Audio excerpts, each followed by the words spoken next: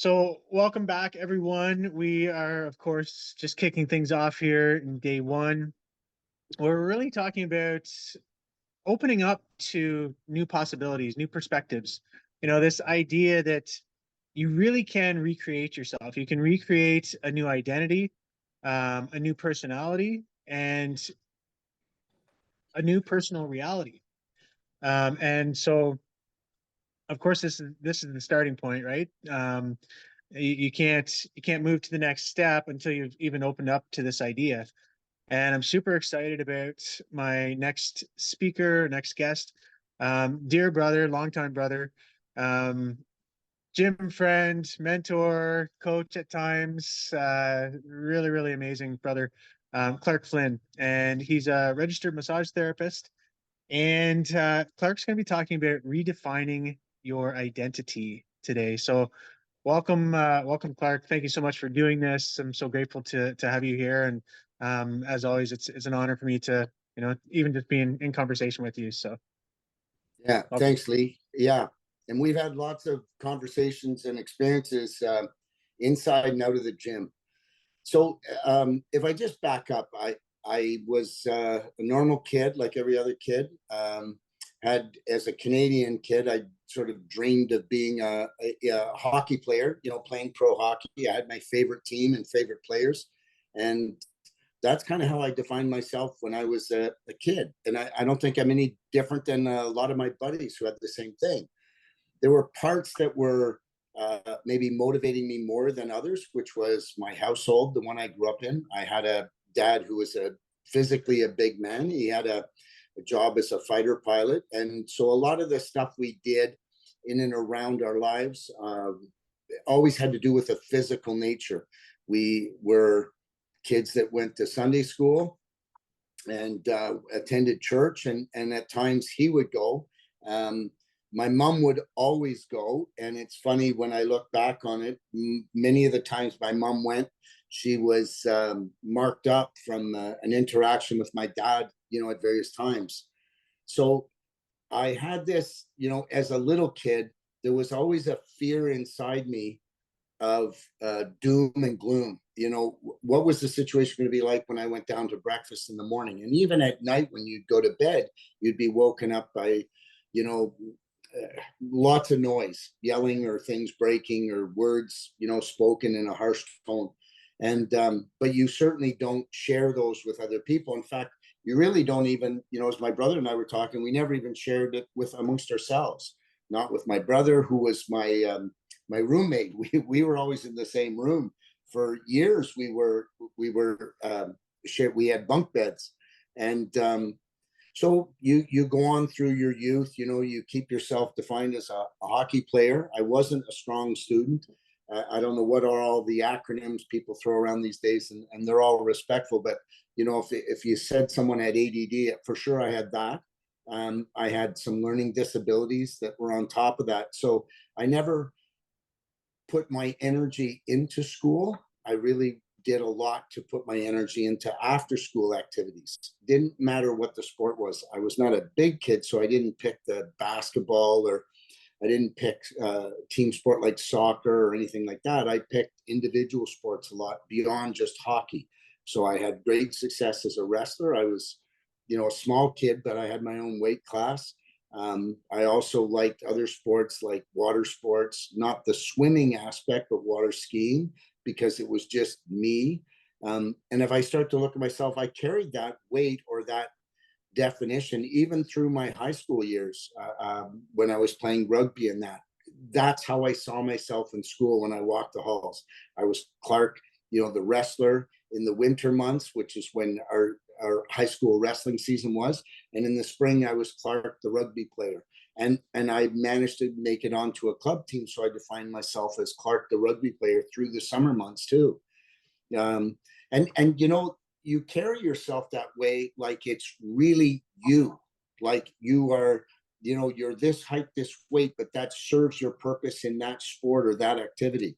I never got myself into conversations about schooling, never got myself into conversations about higher level work activity, because I thought really I was just going to be a a pro hockey player. And if that didn't come to fruition the way I wanted it to, well, then I was going to put myself into the military like my dad, and be the, follow in his path. And as I moved into university and wasn't successful in getting into military college in Canada, I really started to find joy in the weight room. I'd never trained in a gym before.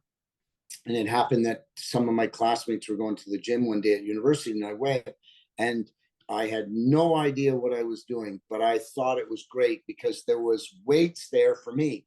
Like, yes, there were bigger barbells with more weight, but there was one there for me.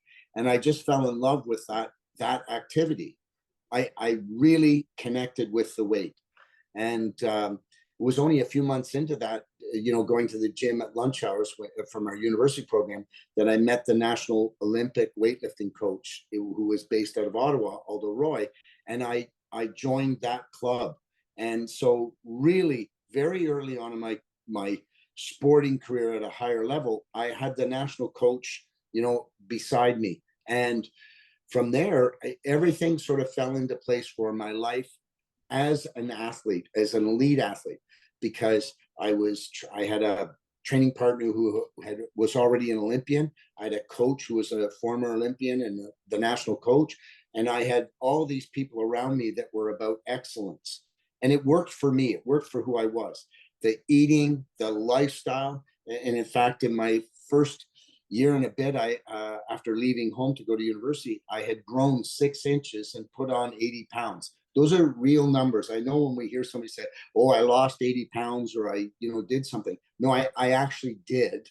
And it's not because my mother was the worst cook on earth and I didn't eat much. It was just for my body, I started to grow. And I did it in the context of, having a very good atmosphere for growth, with stimulated by the weights, but also by proper eating, and also by being around people who are good in that health style or healthy lifestyle.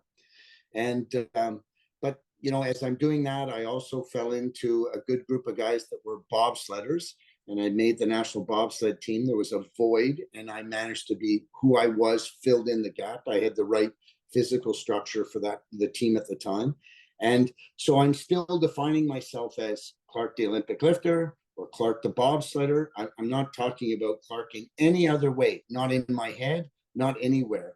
And I wasn't doing well at school. That was okay. I'm not defined as a student. I'm defined as an athlete. And as I moved through my sporting career and, made different teams, World Cup teams or World Championship teams, I also started to find some breakdown in it because there was no other pieces that were working. And what I would do is just shift more energy into the gym or into the track or into push practice, which were all pieces of my sporting career. In terms of relationships, they were very, very short, very intense, but I didn't want them to interrupt my training program. And as I moved through through the sporting career, I met, and when I retired, I married another athlete, a female athlete, and we had 2 young daughters early on. And I found that I had real big struggles defining myself as a husband and as a father, because the example in our household was very male dominant, and it wasn't going to work in her relationships. She had a much different household growing up, and she wanted to be a much different partner than I had envisioned, or I had envisioned how we would work together. So early on, there was lots of difficulties, and yet with kids, you sort of work your way through. In the work environment, which I had to enter into, that had its challenges too, because I wasn't in a field that I was completely comfortable in. And I had this underlying insecurity of being judged, because now I'm not being judged on my physical abilities. I'm being judged on my ability to solve problems that were work related, not socially or interactively, but with using different designs in math and that. I went into an industry of water slides and worked for a company locally that designed, built, and manufactured water slides all over the world. and I liked it. I had a good boss. He came from the sporting background too. So from that aspect, it was really good. There was this, sort of energy of winning, winning, winning. But deep down, I couldn't find security in it. And So as Clark, yeah, so how did you like? How did you make that transition from, kind of where you were and how you identified yourself as, it sounds like, just as an athlete, but not really in any other way? And what would you share with somebody who's, kind of in that same state right now? It doesn't really matter what they think of themselves as, but how did you open up to the idea that, okay, maybe I'm putting too much energy in this one area, and if I actually put it into some other areas like my relationships, then that could benefit. I could actually have a more balanced, more fulfilled existence. What would you say to somebody who's in that, and how did you identify it and make that change for yourself? well, it was the recognition that it wasn't working was the biggest thing. That the tools I had to have a relationship were failing. And so that's I think in all aspects, that's the thing we have to first realize is what do we want, and do we have the right set of tools, the characteristics, that the relationships to have that, whatever that is, a relationship with someone else, or a relationship to money, or a relationship to happiness, or however. And so there was a giant void because I realized I didn't have the tools. I didn't recognize the problem until the problem hit me in the head. And yet there were years of not being able to find that fulfillment from the girl's mom. So in that void, then I started to look, and I started to look at people who had what I perceived to be successful relationships, and those that maybe I didn't understand the relationship, but they seemed to be happy all the time. And I could talk to them that way. And that became a really big thing, was how do I ask somebody about a relationship or about their relationship when I don't even understand what a successful marriage is? Because sometimes we think it's, well, they're still together. They've been married 40 years, they're still together. And that's really a poor way to judge the marriage. And sometimes we can ask people who have divorced, and they can tell you what a successful marriage is and where they had it and where it broke down. So those were conversations I started having with friends, not friends, people who I had not been, not been friends with, but, knew they had pieces of their life that I really thought were interesting, that they had happiness, as well as, because when a marriage breaks down, there's obviously things that filter down to the kids, as well as talking to youth, and talking to, other parents about their relationship with their kids, how they parented, or how they manifested their relationship with their kids. So for me, the failure in my marriage was the thing that opened up the door to everything. It just because it was public. It was humiliating to me because I had defined myself as I'm married, like that's done. And that's the other piece, I'd go, okay, married, done, kids, done. And I would move it away and never really go back to it and go, okay, a marriage is every day, a lot of breath work, like breathing it in, breathing it out, asking them, how do you feel? Are you meeting your goals? Am I supporting you in meeting those goals? Those types of things. So in that regard, that's how I would, talk to people about it, or started to. And then you Did go look at. did you have any awareness before, like you said, it kind of hit you on the head, and I assume it was right, but were you aware that things were starting to go downhill, and that you're, maybe heading for something that you needed to change? Or I'm great at denial, man. That's and that's I a think we big all thing. are. Well, it's a big thing in sport. You just go like, I'm not looking at it. I'm not looking at it. I'm going to get around it another way. there's a traffic jam up there. I'll just take this corner and I won't worry that, oh God, I got back into the traffic too soon. So I was aware at times, and I was very scared of how it looked, because I knew I didn't have the tools.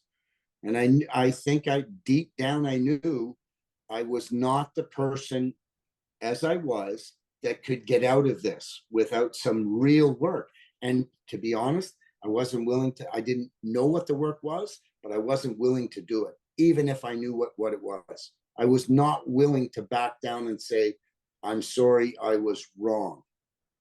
Mm. So So what would you say if you could go back to that you when you kind of turned a blind eye to what was going on, or somebody else that's in the same situation that's, it hasn't erupted yet, and they haven't been hit on the head, what would you say to them? What would you say to yourself back then? man, just, you know what? Man up and admit your mistakes. Just just say it. And I wasn't hiding anything. I had not done anything. I hadn't interacted with another person. What I hadn't done is properly, openly, respectfully interacted with the girl's mom in a way that had her be celebrated as a partner, as a woman, as a mother to the girls. I Mm. That's at its very basic. That's what I had not done, and accepted that sometimes, even though you have made a vow that you're, for better, for worse, all of this, that you're going to stand the length of time, sometimes it's just not right. Sometimes they want to go in a direction that doesn't support you as a person. And that's okay. To have that be there and hide from it and think it'll go away, or be hurt, or anger on top of hurt, in your interactions with them, that's not a good thing too. So I would Mhm. look back at me and go, step up, open up, share, and be vulnerable. And it's okay, man. You'll get through the next day. Just the moment. Breathe in, breathe out, breathe in, breathe out. Time will move and you'll learn to be better. Yeah, that's a beautiful share, and I do. I feel like sometimes it's a lot. We think it's easier to ignore the problem and sweep things under the rug, but ultimately it ends up just building up. It's like our health too, right? Like if you have Yeah.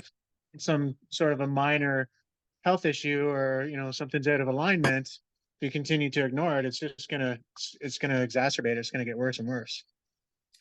Yeah, and I think we have to really back up and look at the pie of life. There's our formal education, through schooling or whatever, courses, books, however you look at it. There's our relation, our education that we learn outside of school. These interactions are very educational. And then we have to look at our fixed relationships as a son or daughter, our relationships with our siblings, if we have any, parenting, our relationship with our friends, and really start to look at, are we just being superficial? And I don't need, I don't want to be the guy at the dinner party that's like, so what do you really believe?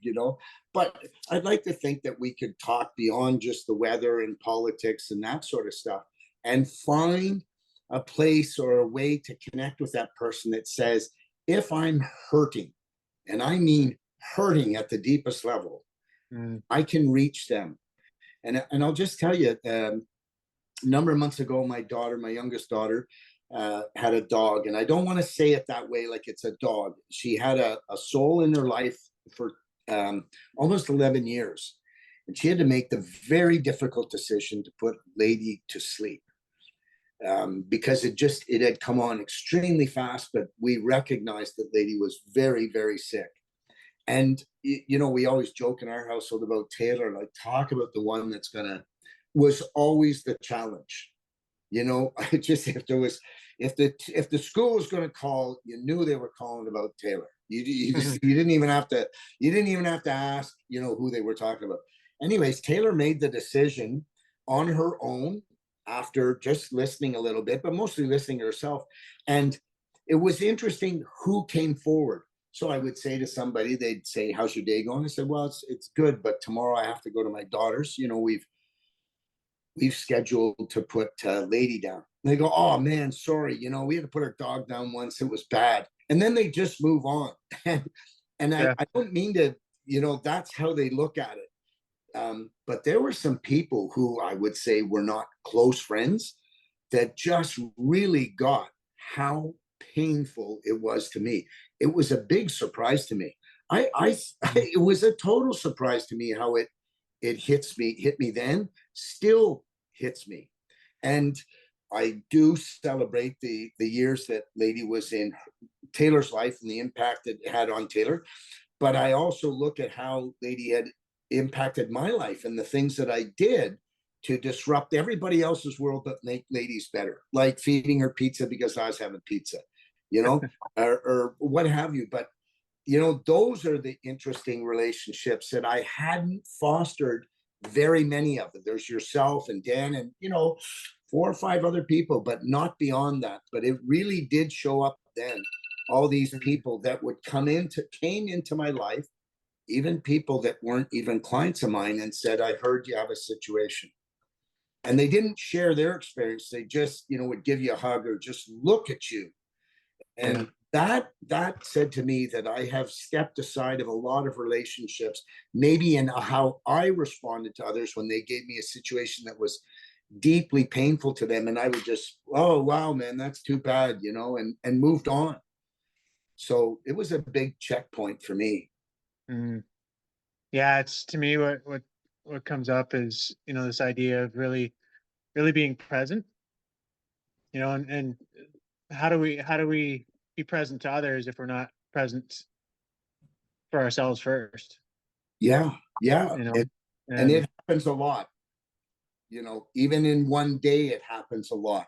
The yeah, how are you and how quickly you answer, you go, yeah, I'm fine. And you move on and you go, maybe that person was willing to help you just with something and you didn't give them the space to because you're in your head about something, so yeah, just something always I need to check with. yeah, and that presence is, I think, what allows us to open to the idea that we can change our identity, and if again, if we're out of balance in our lives, or if we're just peak performing in one area, but our health or our relationships, or we're not fulfilled, if any other aspect of our lives is suffering, then I think that's a good starting point to kind of get your head up and start looking around and asking yourself, like, is everything in my life optimal? Do I feel like I'm a peak performer in every area? If the answer is no, then it's time to maybe start opening to the idea that something's got to change. Yeah, and I think we have a very narrow view of what's peak performance. For me, it was, it was in the field of sports, and then when I shifted it to school, and then I would shift it to work. But I wasn't opening it. I was just shifting it, like this. And it's only in the last few years where I've opened myself to listening to your conversation with me when it was back 2010, 2011, when you had taken your journey in plant medicines. And I didn't listen to you. I didn't hear anything you said. And then I open up what last year was, and you go, yeah, here's where I went. It's like, I never heard this, And then we start to look, and I was very rigid in my walls, in my building about what I need as, me, physically me, to be a better human being, to be a better me. And the fact Mm. that it took for me at that time to go to Peru, to go into the Amazon, to, Donna Maestro and Don Alberto, and be exposed to that. Like that on its own still spins my head a bit, that I had to go there. But those 9 days, those 5 ceremonies, and the shift in me was dramatic. And it was dramatic enough that my brother, whom I had not had a strong relationship for almost, 45 years, that he heard me talk about my dad, our father, that he then a week later, took the steps to put himself in Peru to that same retreat. Wow. And he's the A type, right? He's a fighter pilot, commander of the air fighter group in Bosnia. F-35 test, but he's all these, and he shakes your head, rigid face, jaw clenched.